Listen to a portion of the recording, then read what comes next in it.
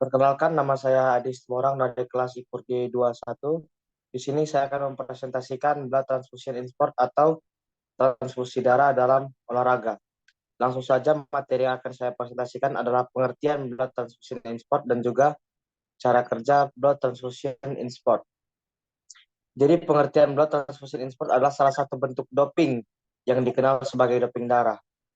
Salah satu atlet yang menggunakan doping darah ini adalah Lance Armstrong, yaitu adalah pebalap sepeda dari Amerika Serikat karena terbukti melakukan doping. Dopingnya itu sulit terlacak, yaitu adalah doping darah. Jadi apa itu doping? Doping adalah tindakan kriminal dalam dunia olahraga. Kenapa? Karena doping itu adalah metode terlarang untuk meningkatkan performa atlet dengan cara meningkatkan kemampuan tubuh untuk membawa oksigen lebih banyak ke otot. Itulah doping darah. Kenapa? Karena dengan doping darah itu menambah yang namanya massa darah dan juga volume darah, sehingga sel darah merah dan juga Hb meningkat. Hemoglobin atau Hb itu berfungsi untuk mengangkut yang namanya oksigen ke seluruh tubuh, ke otot, dan lain sebagainya.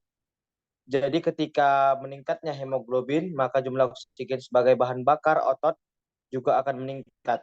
Jadi ketika bahan bakar oksigen tersebut meningkat, maka akan meningkatkan performa dan juga stamina, terutama pada perlombaan yang membutuhkan daya tahan.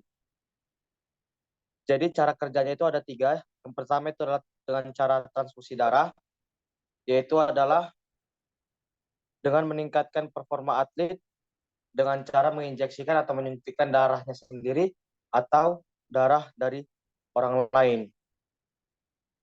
Yang kedua adalah injeksi EPO, yaitu adalah EPO itu adalah sebuah hormon yang diproduksi di ginjal yang mengatur produksi dari sel darah merah.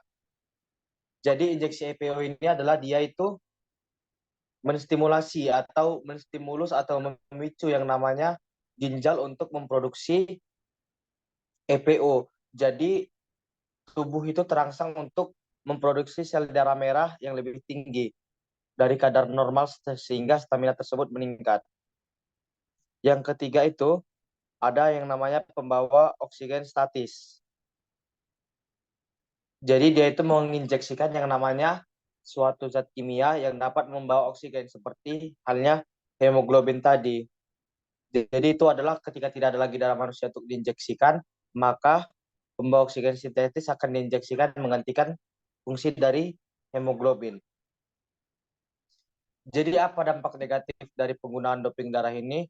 Selain dia dilarang karena dapat meningkatkan stamina dan performa atlet, juga berbahaya bagi kesehatan dari atlet.